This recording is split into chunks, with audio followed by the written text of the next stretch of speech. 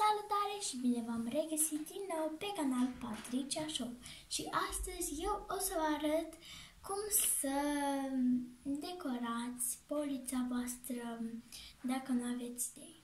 Dacă o să mai doriți așa videouri, să-mi scrieți în comentarii și eu o să vă mai ajut și cu alte idei.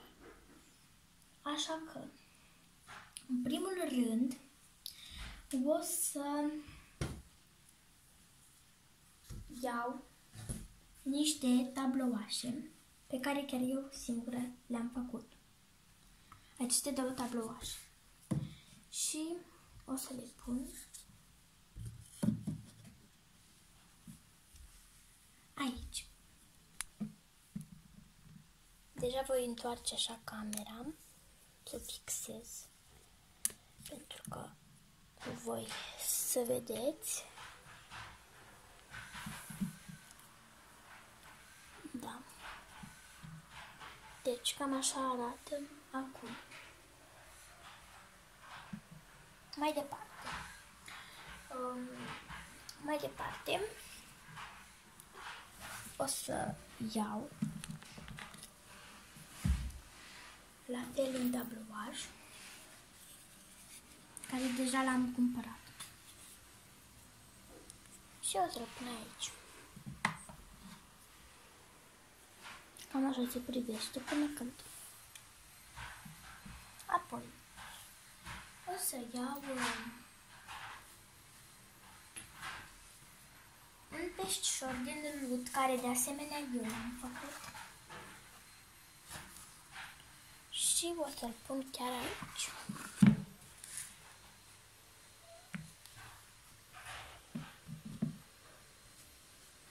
Așa. Acum voi lua această bufniță decorativă. Nu e numai decât să puneți aceleași lucruri, dar vă dau doar ca o idee. Puteți să puneți lucruri făcute de voi pentru că este foarte frumos și chiar dă o dispoziție bună. Când vezi lucruri pe care tu le-ai făcut, așezat la tine în cameră, și ar fi bine. Apoi, puteți să luați de asemenea niște compoziții. Dacă vreți, puteți să le cumpărați, dacă nu, puteți să le faceți chiar voi. Asta chiar eu am făcut-o, i-am lipit și o hârtiuță aici să nu curgă. I-am pus diferite straturi de cereale diferite. Și o să aranjez la fel pe masă. Aici. Apoi o să iau încă două borcanașe. Așa, două borcanașe. La fel eu le-am făcut. Acesta este cu petricele și cu mușchi. O să-l pun aici, acum vi-l arăt. Iar acesta este pur și simplu cu niște petricele.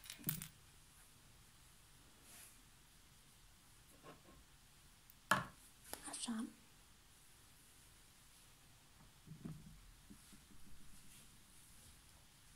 Apoi puteți să luați o plantă naturală sau chiar artificială.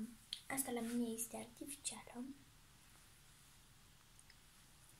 Și o să o puneți la fel pe aici, pe undeva.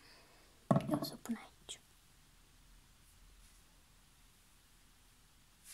Cam așa arată la moment. Apoi o să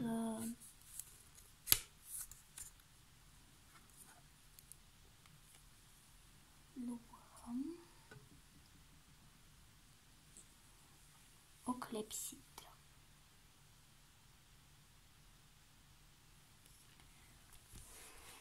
Și o să o punem la fel aici.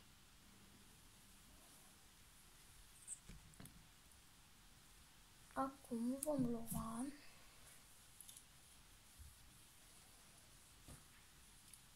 o broșă pe care o aveți sau mai multe broșe Și la fel puteți să le puneți aici.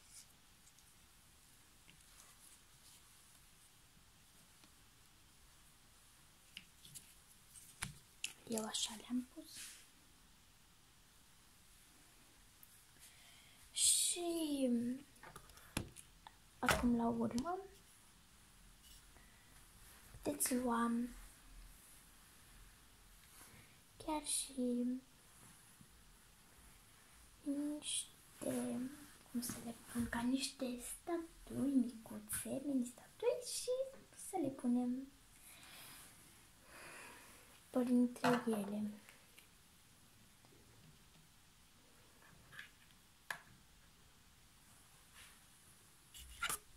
Așa.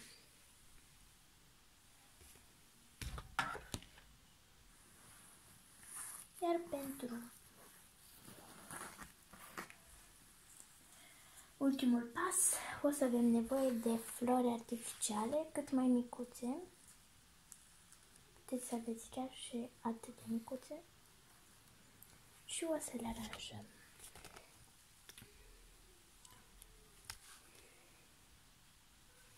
Să pun așa camera ca să vedeți. Așa, deci puteți floare să puneți aici, una aici, aici. Și tot așa le aranjați până când obțineți ceea ce v-ați dorit. Pentru că să mă credeți că nu din prima parte să vă iasă aranjamentul așa cum v-ați dorit. Mie îmi place cum s-a primit și cam aceasta este o idee de aranjat pe poliță. Eu sper că v-a plăcut, vă mai arăt încă o dată ca să vedeți.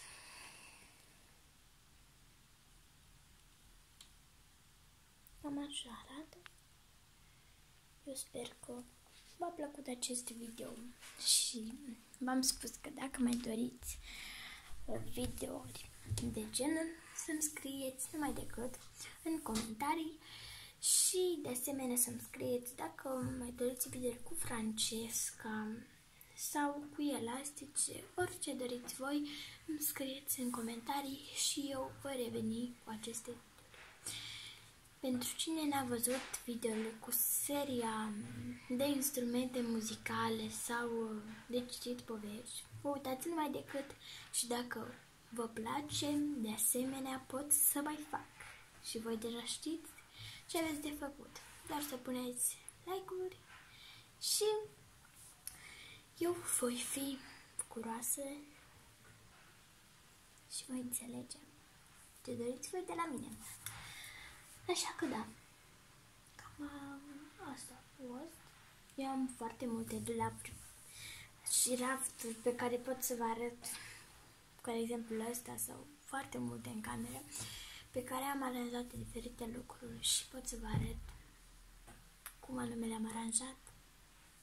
Așa că eu revin numai decât cu un nou video data viitoare, dacă veți dori. Cu plante. Așa că eu vă spun pa, pa și mulțumesc foarte și foarte mult că m-ați vizionat. Pa, pa!